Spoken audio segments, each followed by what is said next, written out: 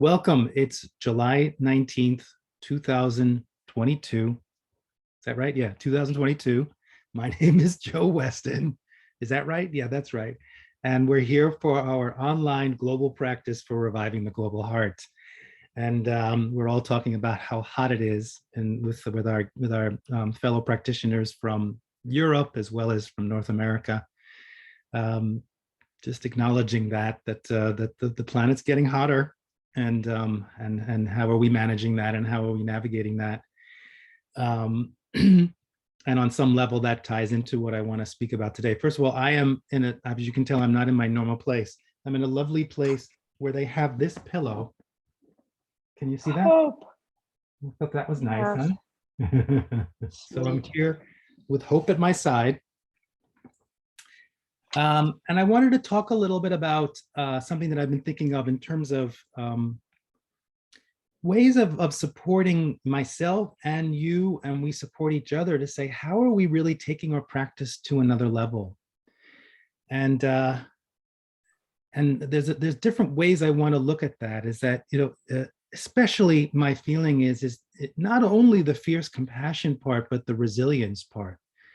The world is really getting hotter, literally and metaphorically. And are we taking precaution? Are we investing in ourselves? And what are we doing to make sure that we can stay resilient and we can stay vital and stay in connection? And I want to be thinking about that more is, how are you taking this practice after the practice? How are you taking it into your moment to moment, day to day? And particularly around this idea of resilience, but also of understanding the depth of what presence is, and this idea of deeper listening. So I've been thinking about this, and I've been doing this with I'm in a cohort. We're in a cohort now with our facilitator training, people being certified to be respectful confrontation, fierce civility trainers. And this came up, and this idea in this practice where we talk about deeper listening and we talk about presence.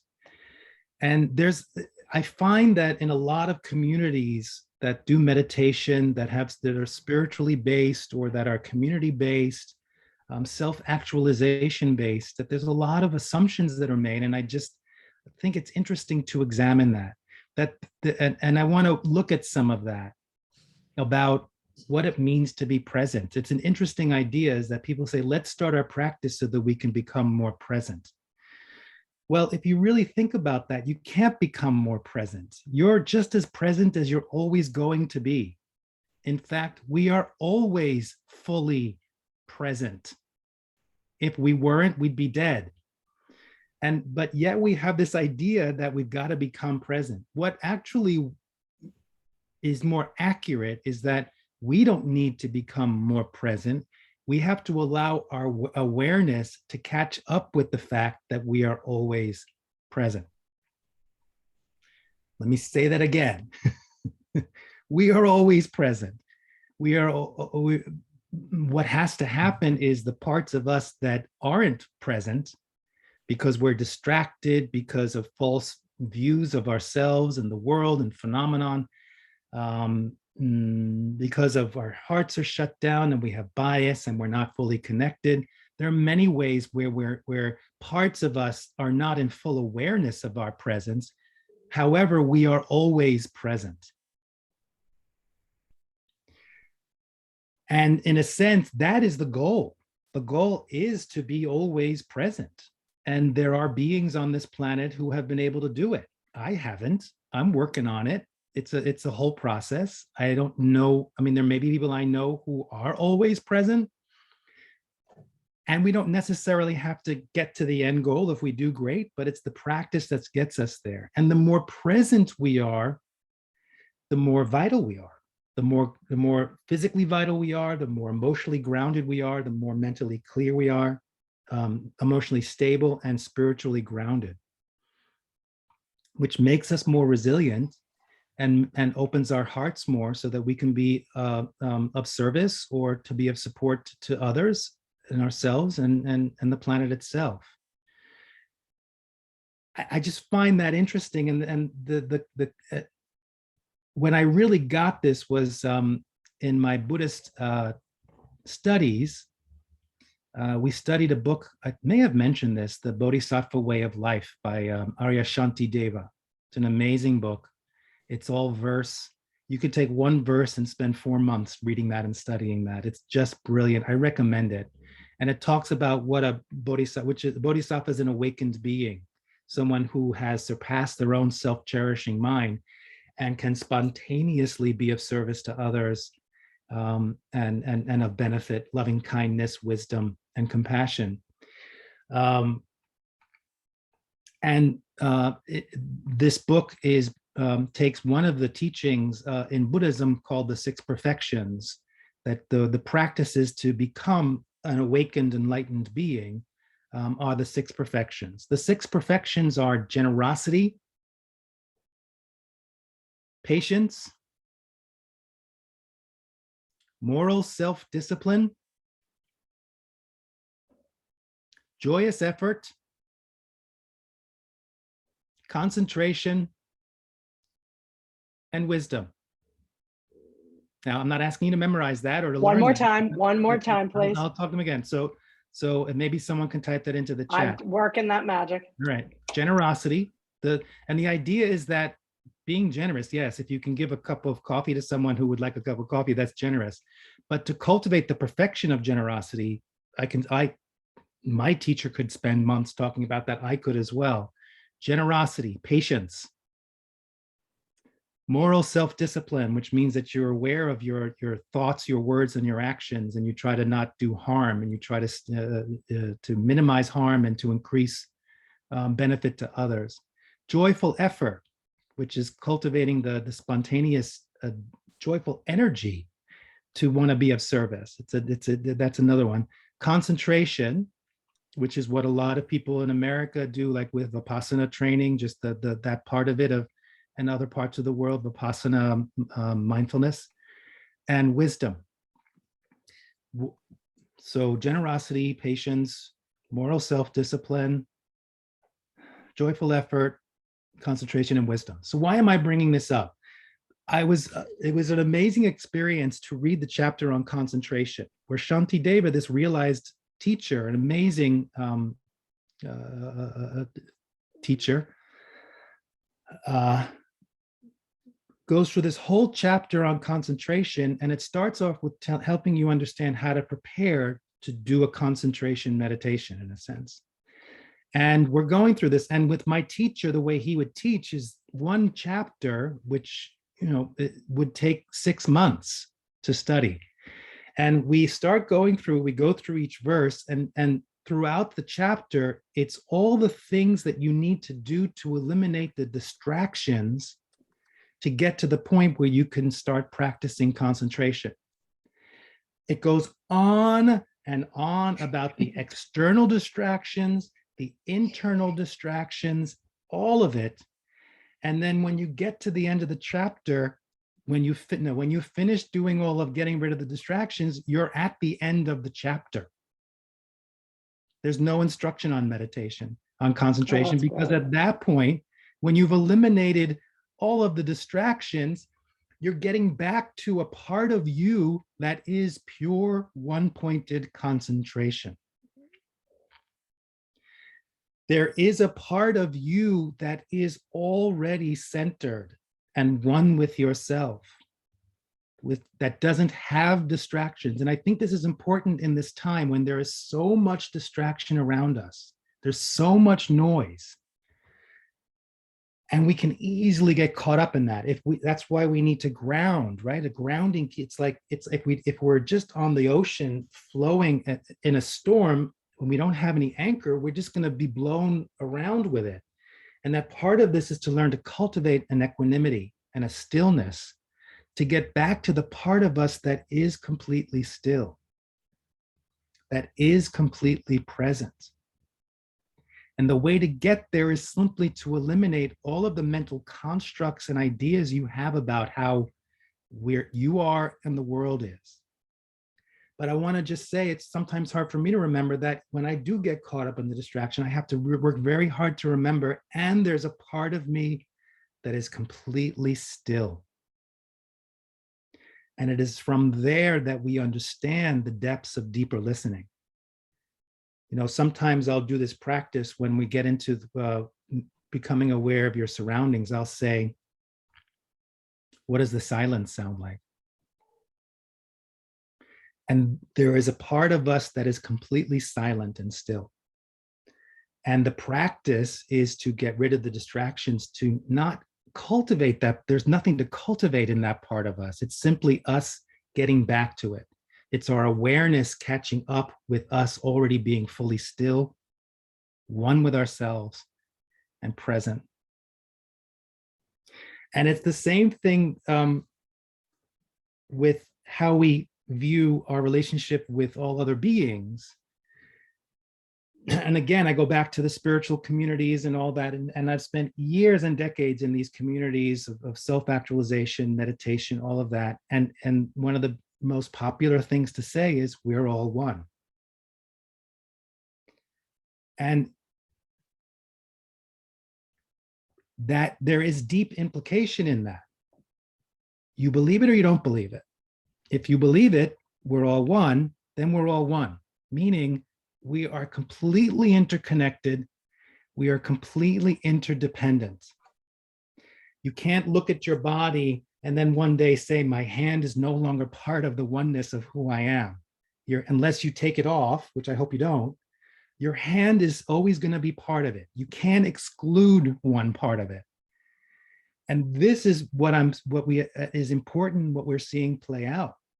There are a lot of communities that talk about inclusivity and diversity, yet they exclude certain voices because it's not in alignment with what they believe diversity and inclusion is.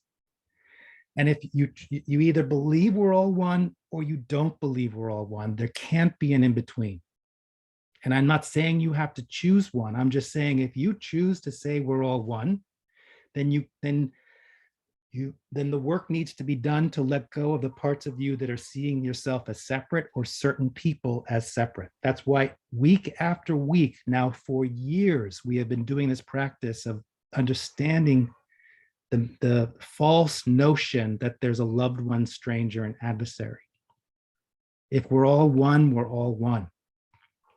In this moment, we're all one. We always are all one if you believe we're all one. We're never not all one. So if you're experiencing yourself or others as not all one, then that's you needing to, that part of you needs to catch up with the fact that we're all one. And it's a funny game we play with ourselves, and I see it, and I'm going to share these. I don't know if I've shared this with you, but I've shared this with my senior teachers before. I do this out of love, where we're trying our best, right? So we're trying our best. This is not with judgment, but I remember literally sitting in a retreat where the teacher was in Northern California, give context, beautiful, gorgeous retreat center. And the teacher is giving a teaching on the web of life, and we're all one. And he literally did this. So I just want to say, that we have to understand we're all one. And if we're all one, we have to love all creatures. And if we love all creatures, then we have to really be a sense of, and he just kept going on. And I'm sitting there like, you're saying we're all one and you've just killed this mosquito. Now, again, I'm trying not to be judgmental. I'm just making a point of how we all do that we can justify in one sense, say, yes, we're all one, and still find our ways of not living into that. Or another retreat center I went which talked about loving kindness and all of that. And outdoors at the pool area, they had a mosquito zapper. Like outdoors in nature, they had a mosquito zapper. So it didn't make any sense to me. Every night I would pull the plug, and then in the morning they would put the plug back in, and that night I would pull out the plug. And they tried very nicely, Northern California, so very nice, chronic niceness. So they, I love my Northern California people. They said to the whole group, we would like to ask the person who keeps pulling the plug on on the mosquito zapper to please stop. And of course I kept doing it. And I actually considered like crafting like a mosquito costume and then chaining myself to the zapper. It's like a protest. Didn't go that far, but I'm making light of it. But these are important things for us to consider now, because it's so easy for us to get lost in the illusory noise that we're in. And this comes back to what I'm saying. What are you doing to up your practice?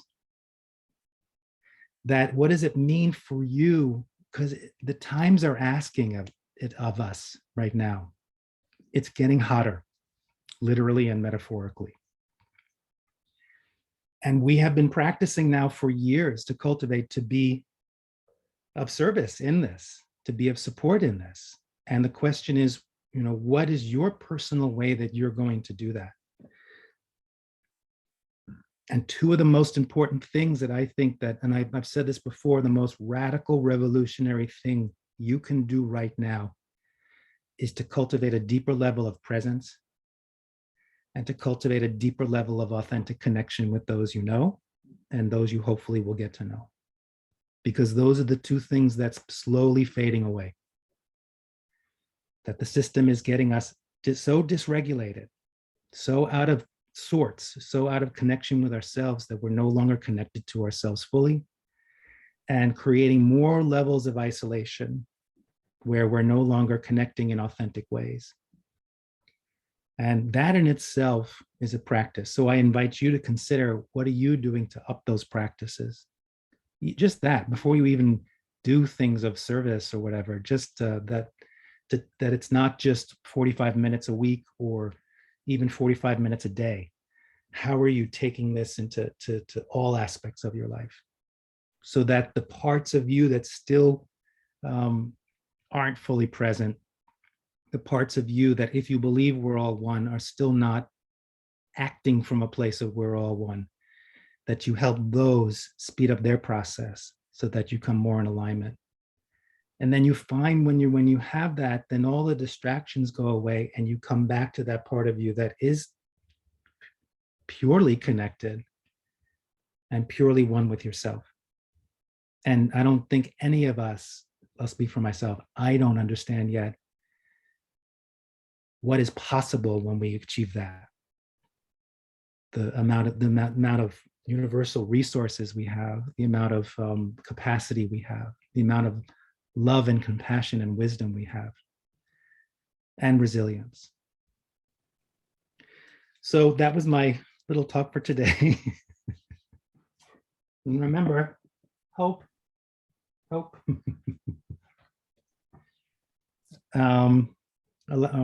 So let's do our practice. I don't know what we'll do in our practice, but we'll see. So finding a way to sit in a way where we cultivate in our resilience. Our definition of resilience is presence, awareness, balance, and flow. So we're in this process of, in a sense, marrying or unifying presence and awareness to see the interdependent nature of presence and awareness, their relationship, as well as the interdependent relationship between balance and flow. So in the way we sit in this Empower Sit is a way of finding our balance and creating the environment or the space for our body to have the most flow moving through it, physically, emotionally, mentally, spiritually. With your spine straight without being rigid, tucking your chin in a little bit. So you elongate from the back of your neck, jaw relaxed, shoulders relaxed, belly relaxed.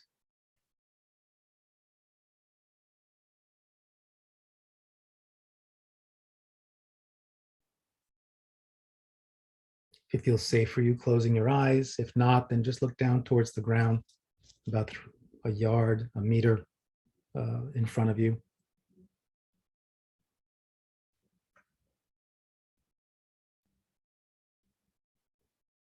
Bringing your attention to your core, your center, place of and about the width of 3 fingers below your navel, a third of the way into the body from the front of the body.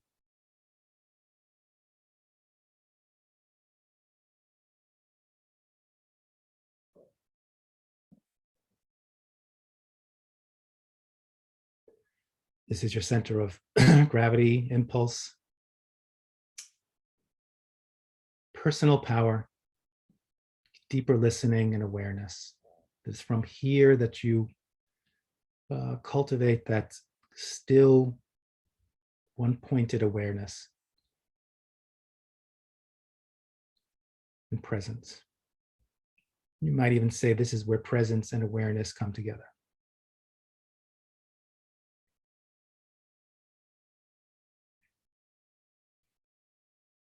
From your center, become aware of your contact points, using this moment to feel the floor and the ground and the chair or whatever you're sitting on under you, with this idea of remember from Shantideva's teachings, this idea of the best way to practice concentration is to let go of all the distractions.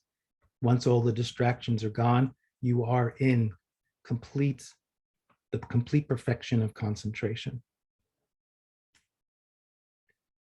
So one way that you can facilitate that is if you can feel the connection you have with what you're sitting on, you can feel the connection with the earth that gives you an anchor so that you're not pulled easily in the stormy sea of the distractions around us. Bringing a sense of stillness, grounding.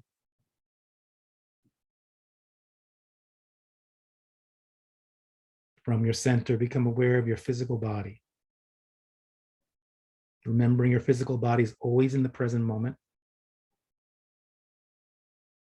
What's the distance between your awareness and your body and of your body being in the present moment and your body being in the present moment?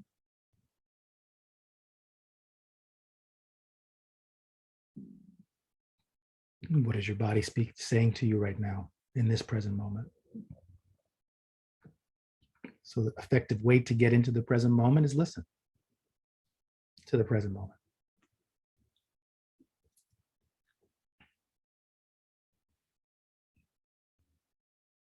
From your center, become aware of your emotional body, which is also always in the present moment. By listening to it, you gather a lot of information and it brings you more into the present moment.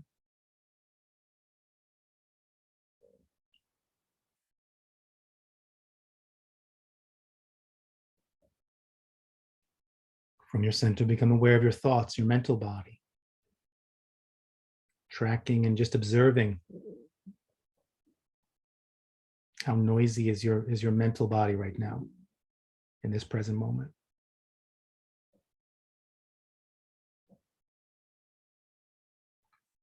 And imagine that your awareness in your center has a sound. So listening to the noise in your mental or the chatter in your mental body, see if you can also hear the sound of the stillness and the silence of your awareness in your center.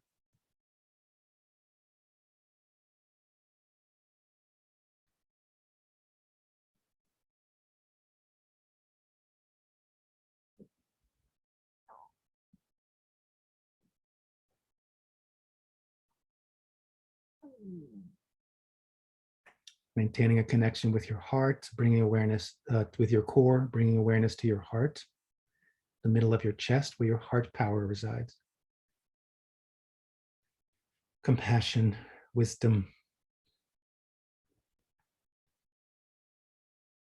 generosity, patience.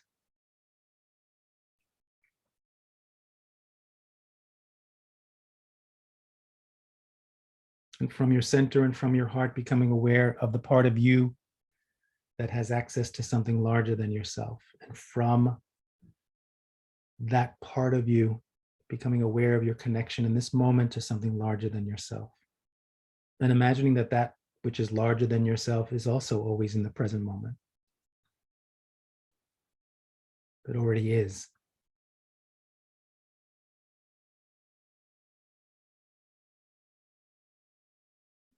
And imagine just seeing it from the other end, that this is also a way of anchoring yourself, spiritual grounding from your center and your heart, from that part of you that has access to something larger than yourself, connecting in with and making connection with that which is larger than yourself as an anchor.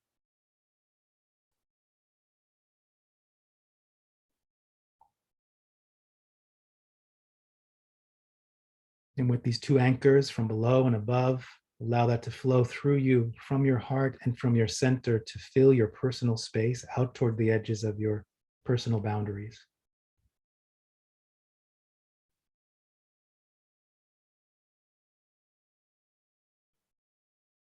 And the resonance of who you are in this present moment. And with that awareness from your center and from your heart, take a breath.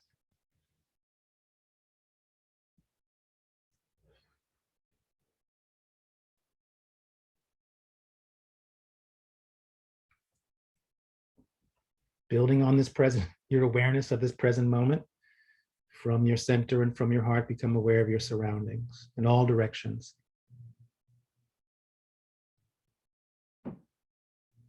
Surroundings are always in the present moment, as are you. Building a relationship and connection with your surroundings from your heart and your core. And in this moment, take a moment to listen. What does the silence sound like?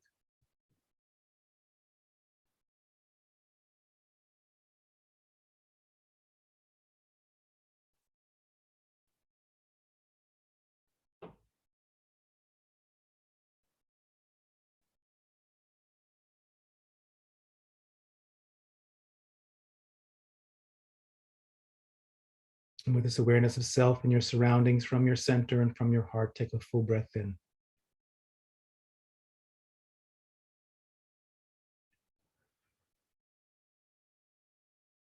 Continuing to build on your deeper awareness of you being in the present moment and your connection with all that is, the oneness from your center and from your heart.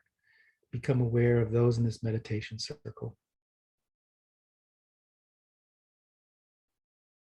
Really with courage and boldness and generosity, sharing your personal power and your core and your heart with those in this meditation circle.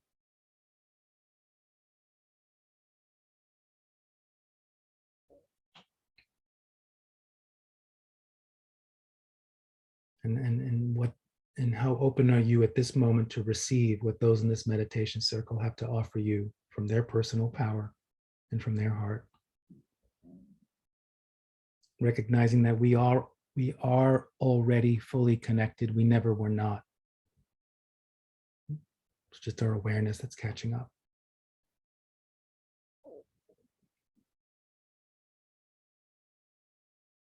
And with this awareness of self, surroundings, and others from your center and from your heart, take a full breath in through your nose, out through your mouth. So in a sense, we took the time to find the stillness in our core as an anchor. And now we're going to see how we can find the stillness in our heart. So from your center and from your heart, become aware of all human beings. Begin with those human beings that you would label loved ones. And who arises in your heart? What faces do you see? And as you connect with them, noticing the attachments or the story or history you have about these people. And on some level, see if you can get back to just the pure, simple notion that you've always been connected. Even if some of your loved ones were strangers at some point.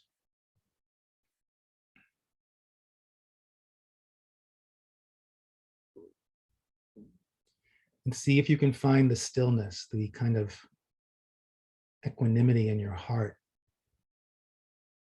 around that knowledge, stillness.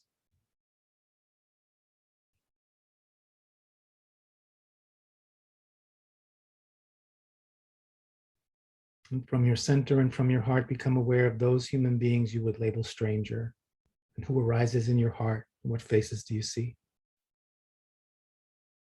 And as you sit or stand face to face, notice the activity or agitation in your heart around that, indifference for people you don't know, or fear or curiosity.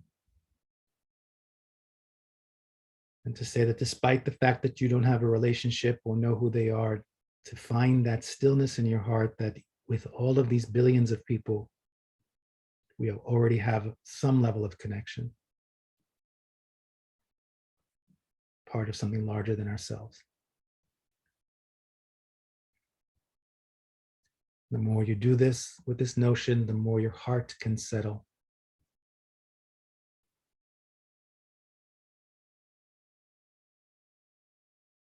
Catching up with this notion, if you believe we're all one, letting your awareness catch up with that. And from your center and from your heart, become aware of those human beings you would label adversary, and who arises in your heart. What faces do you see? What impact does it have on your heart and your level of presence? And noticing perhaps aversion or judgment, anger. And even through all of that, making sure you're safe, still finding that level of stillness in the fact that even with these human beings, we are interdependent, we are interconnected, whether we like it or not.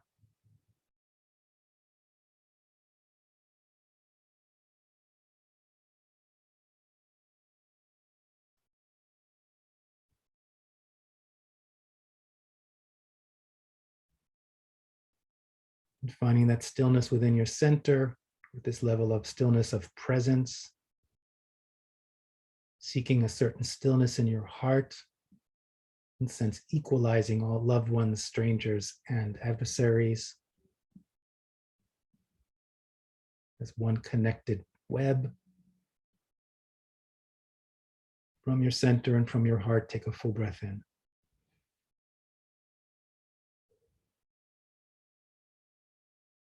If you have more time in this practice, you can, of course, connect this with all creatures on this planet and with the planet itself. So just imagine every human being in this moment sitting, finding the stillness within themselves, and with full awareness coming into that deeper understanding and knowing that the planet, all creatures, and all human beings are connected.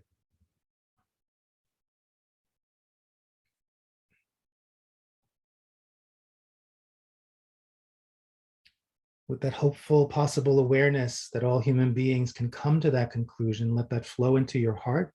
All human beings flow into your heart as you bring your awareness back to those in this meditation circle.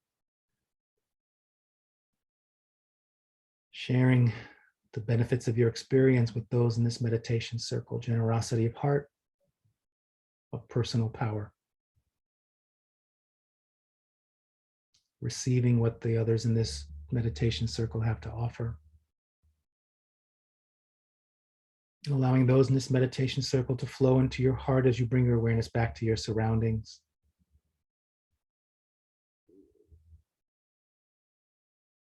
Allowing your surroundings to flow into your heart as you bring your awareness back to yourself. Allowing the benefits of this practice to help you feel within yourself the experience of both presence and connection, and the stillness in that.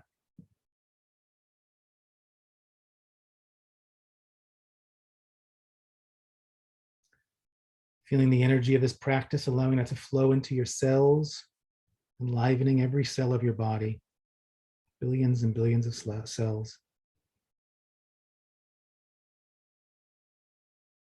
Flowing into your organs as a way to nurture, enliven, heal your organs. filling your battery and your core, charging you with vital life force energy to get you through the day or week or month. And letting it seep into your nervous system, once again, as a way of remembering this, new muscle memory, so you can walk this into your life. As a way to close this practice, let's take one final breath in.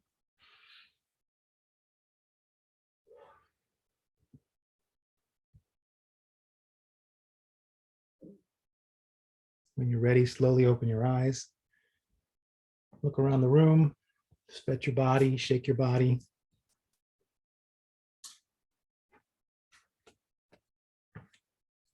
So as always, we started with a motivation, we did our practice, now we have a few minutes to reflect. Anybody want to share? Tori, it's so good to see you.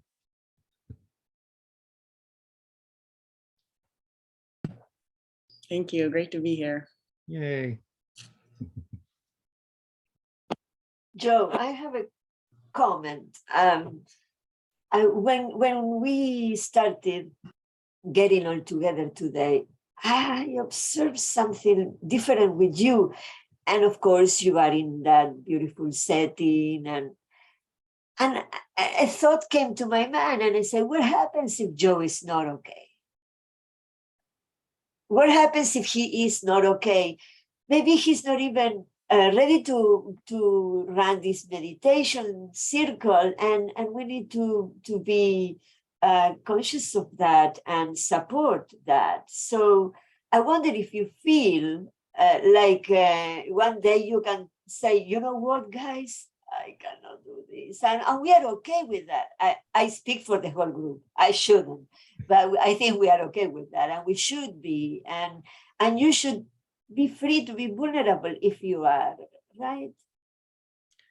Yeah, I think I see it your way too. Yeah, that's the way I see it. Yeah, thank you. And what a sweet, generous gesture and thought. I love that. Thank you. Sure. I'd like to believe I'm vulnerable. I think there have been times when I have been vulnerable, and there are weeks when it's harder for me to come and do this than others. Yes. And I love doing it, and it's part of my practice. And I have called on Todd and Tori and others to fill in when I've needed it. So thank you for thinking of me. Thank you for loving me like that, Ophelia. I appreciate that, really. Yeah, and I do feel that. And particularly those of you who are here, who come almost every week. I'm so grateful for your love. For your commitment, and I'm so moved and impressed by your dedication and your discipline.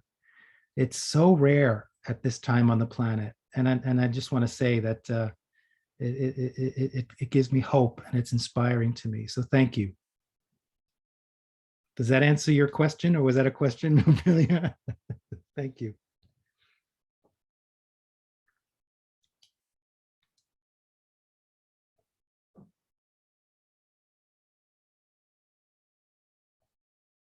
Anybody, any reflections on what I talked about or practice? Hey there, Joe. I'll share. Sure. I recall early on in the when I joined the practice a few years ago, you shared the story about the one that you shared about the facilitator who's like swatting and killing things as he's talking about how we're all one. And I have to tell you, that left a pretty significant impression on me. I am a person who I do not tolerate insects in my house. So I will do my very best to rehome spiders when I can. I will rehome them. And I also accept that sometimes all of us as living beings are in the wrong place at the wrong time. And I have had that experience myself as a being where I've been in the wrong place at the wrong time, and there's been a consequence for that. So when I do need to unfortunately help a being off the planet, I will like have a whole conversation with it. And it's just, and it's interesting. I mean, I'm saying this with a smile, but I'm really quite serious about it, that I do respect that. And I say this actually as part of my prayers when I'm eating my food, that the reality of the world is that some beings are sacrificed for the benefit of others.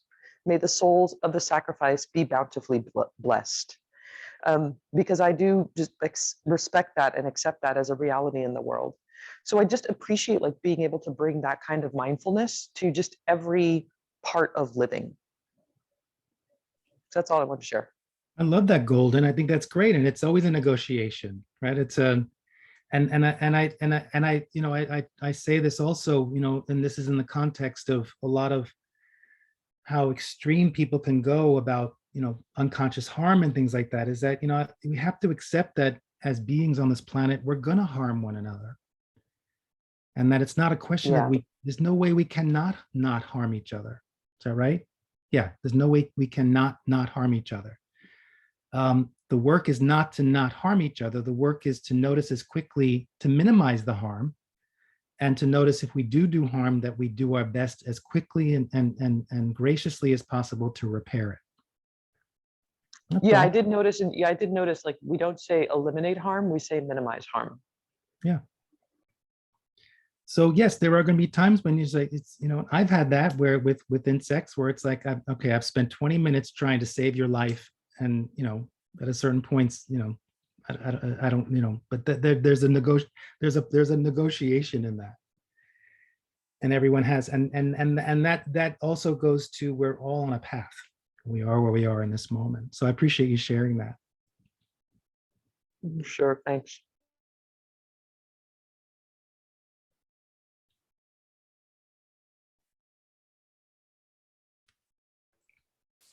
I love to share an experience. Go down the fan, it gives a lot of noise. I'm very tired. It's very, very, very hot here. And the great effect of that is that I didn't do my best today because I'm too tired. And I could feel I fell in a grounding of you all. So when I don't, I'm very alert and thinking, oh, I'm doing this practice. I fell in it, and I fell in all the things you did. And then all of a sudden that was, we are all one. So when I don't put effort in it, I can reach it much earlier. And I could even see people, the loved ones, the strangers.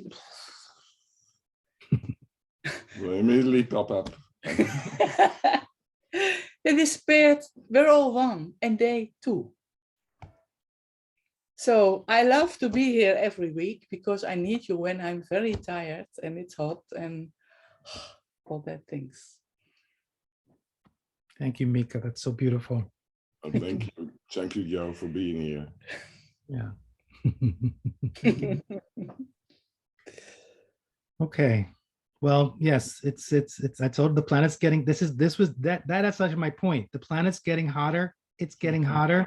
We need to up our practices. Yes. And part of it is our own practices. Part of it is trust of community, trust of others. Yes. Yes. All right. On that note, let's sum up. So we're getting closer to. We've got a book cover now. We're getting closer to. I'm actually thinking of doing something at the beginning of October, like a book launch party and everything. Oh, so there's a lot of great. stuff happening. So we'll keep you updated. I'm just trying to keep you on your edge, like, it's very exciting. I have an amazing team. Jackie, who's here, and Todd, and everyone else who's been helping. It's been quite a beautiful process. So with that, let's dedicate our energy to those, to the energy we've generated. May the energy bring a soothing, cooling energy to people's people's heat and hottedness. I just made up that word. not only temperature-wise, climate-wise, but internal. That this practice helps people cool their own internal dysregulation, chaos, heat, to come back to be able to feel themselves in this present moment as still, in alignment, at peace. And may all beings on this planet have enough fresh water to drink and food to eat. And may all governments and world leaders govern from a place of peaceful stillness, compassion, as opposed to greed and anger. Okay, thank you. Good to see you all. Thanks, See you next everyone. week. Thank you Thank all. you. Thanks, Joe. Goodbye, everyone. Take care. Bye. Bye-bye.